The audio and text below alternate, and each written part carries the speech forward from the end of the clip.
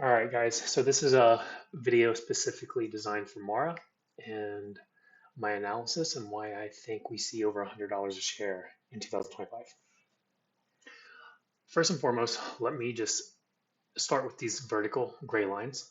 Every one of these is representing December 27th, 28th per year.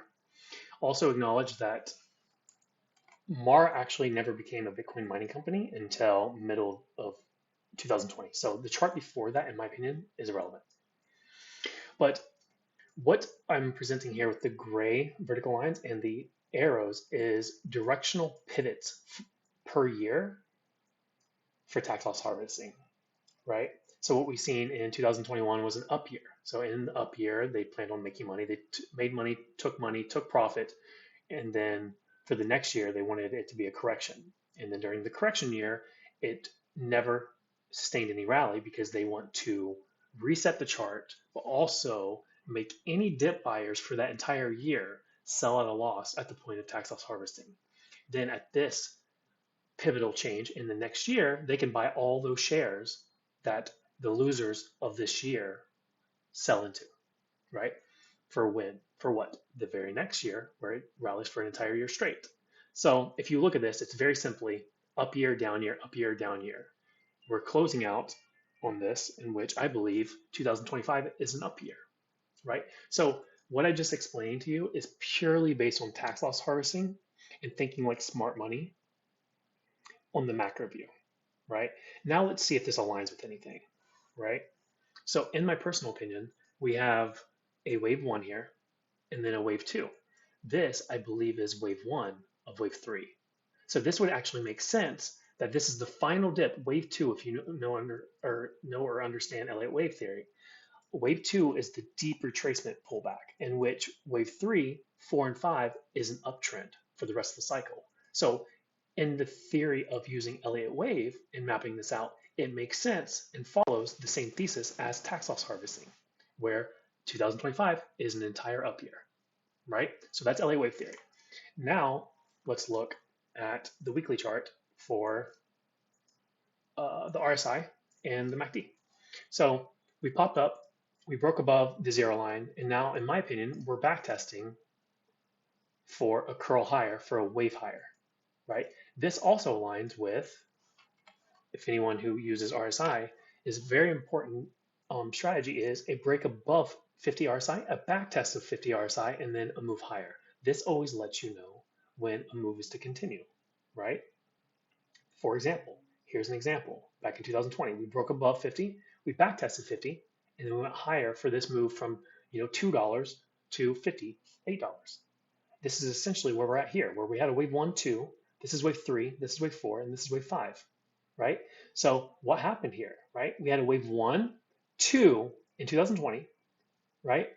Then we started rallying at the end of 2020, just like here, right? We're not at the all-time lows, but we did a rally.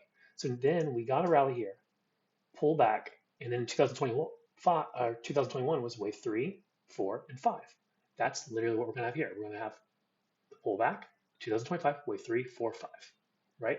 This aligns with the RSI, 50 backtest, and now we curl higher.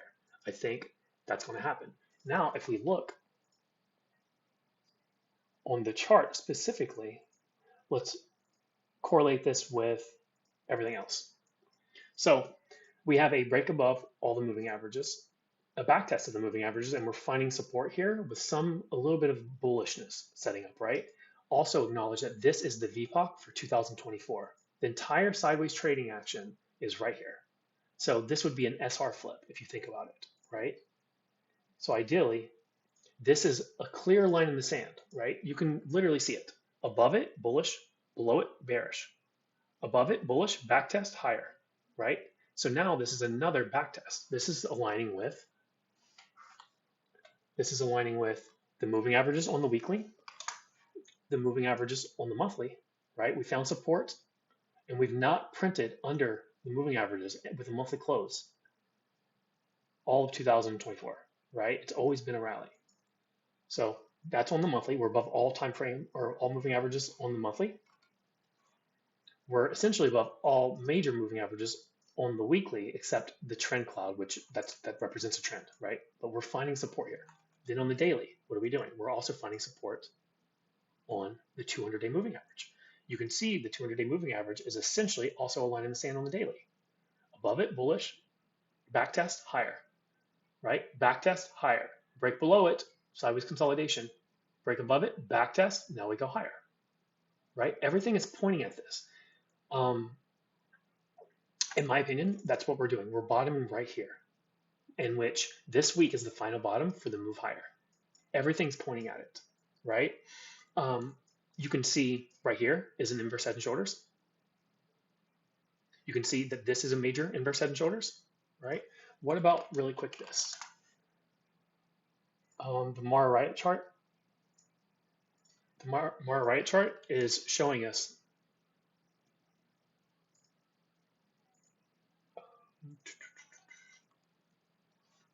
a massive inverse head and shoulders, right? There you go, massive inverse head and shoulders. And I measured this. So this is a measurement, is 212% based on the chart together. If I measure that, it's around $65, right? 65.70, something like that. So in my personal opinion, I think this is the year that we breach $100. The entire previous year of compression was to just really upset all the longs, right? Bitcoin's rallying, it's not going anywhere. So then right here at tax loss harvesting, everyone's going to sell. Everyone's mad. Everyone's pissed it's not working out. Everyone thinks that Bitcoin is topping. So with Bitcoin topping, they're freaking out and they're going to sell. They're going to sell right before the major move for 2025, right? Now, something that I find very important, I've backtested this with thousands of charts, is when you have multi-time frame alignment of all moving averages and all of them are under, it creates a multi-year bull market. This actually has never been the case with Mara's chart history. The majority of the entire chart history has been many of the moving averages above price action on the weekly, even on the monthly. This is the first time in its entire chart history that we are above all moving averages on every time frame, right?